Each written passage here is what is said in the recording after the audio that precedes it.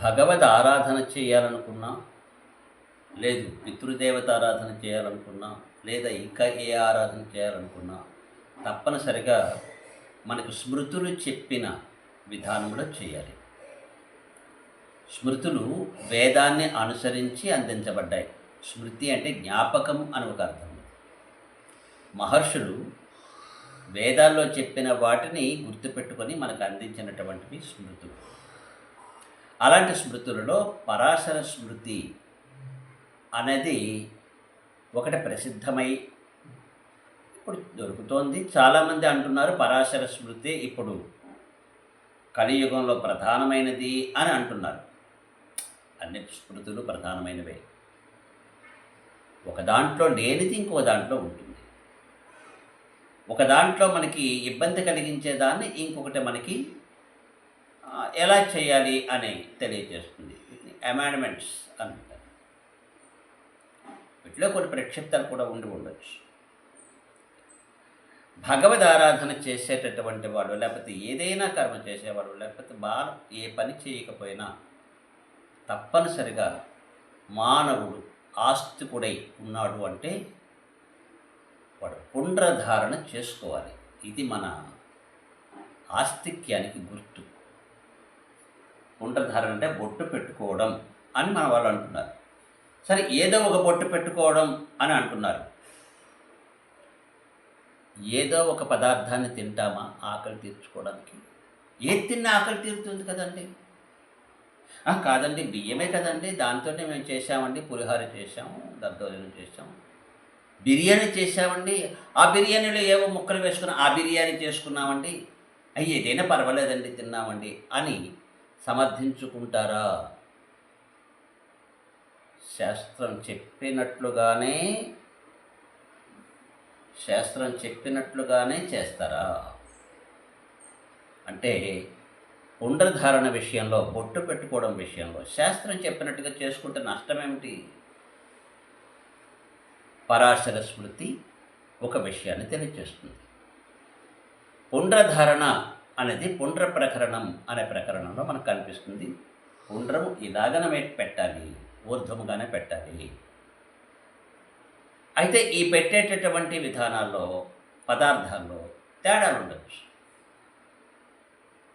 మృత్తిక, శ్వేత మృత్తిక, తెల్లటి మట్టి కొన్ని కొండ ప్రాంతాలు దొరుకుతుంది.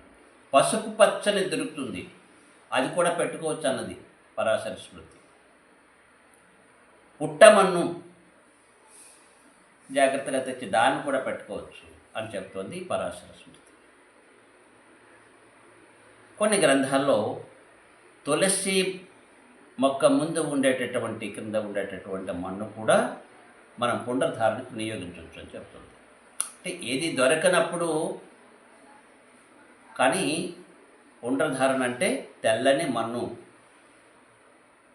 తెల్లటి మట్టి, శ్వేతమృత్తిక, దీంతోనే పెట్టుకోవాలి అని చెప్తుంది.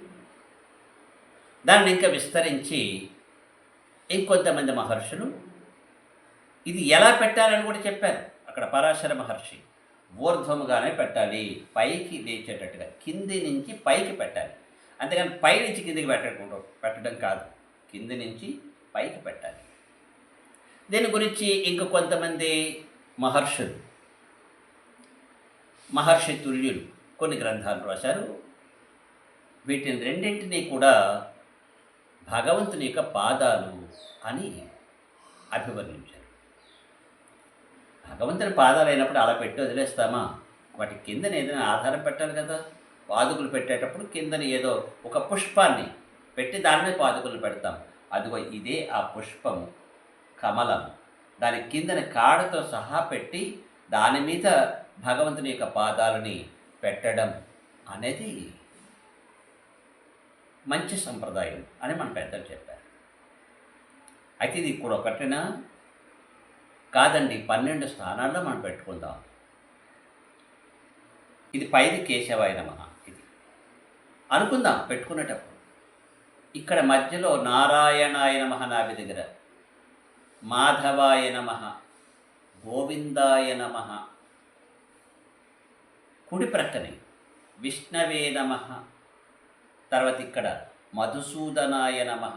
పెట్టడం కుదరదండి పుల్లతో. ఏం ఇలాగ అనుకొని దీంతో ఇలా పెట్టుకుందాం. ఈ వేలుతోటే పెట్టాలి.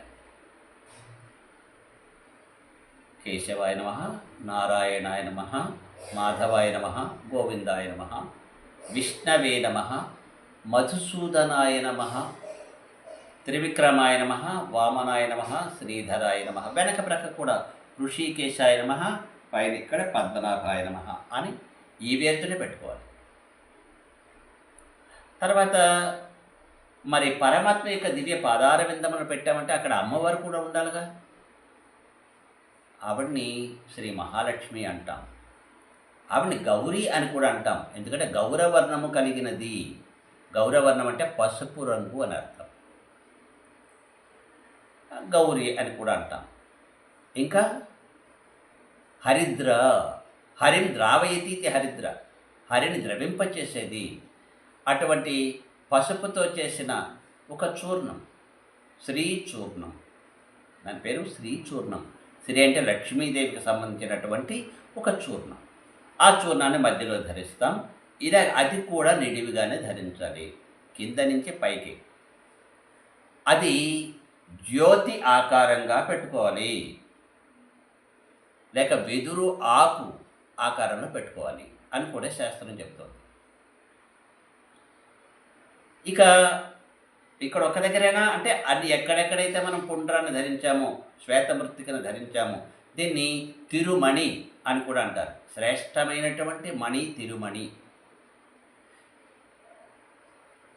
ఈ తిరుమణిని ఎక్కడెక్కడ పెట్టామో అక్కడెక్కడల్లా కూడా మళ్ళీ ఈ శ్రీచూర్ణ రేఖను ధరిస్తాం. అమ్మవారి స్వరూపంగా లక్ష్మీ అష్టోత్తరములో నామాలని స్మరిస్తూ పెట్టుకుంటాం.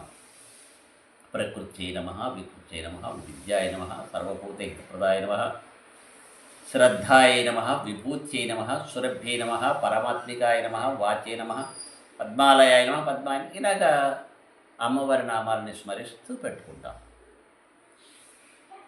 మరి ఆడవాళ్ళు కూడా ఎలాగ పెట్టుకోవడానికి? ఆడవాళ్ళు శ్రీచూర్ణ రేఖను ధరిస్తారు. ఈ పద్మముగా ఉండేటటువంటి దీనిని మాత్రము శ్వేతమృతితో ధరిస్తారు. ఈ పైని ధరించరు. మరి దానికి ఆధారాలు ఏంటో నాకైతే ఇంకా దొరకలేదు. దొరికితే చెప్తా. మిగతా స్థానాల్లో పెట్టవలసిన అవసరం లేదని చెప్పారు స్త్రీలకు.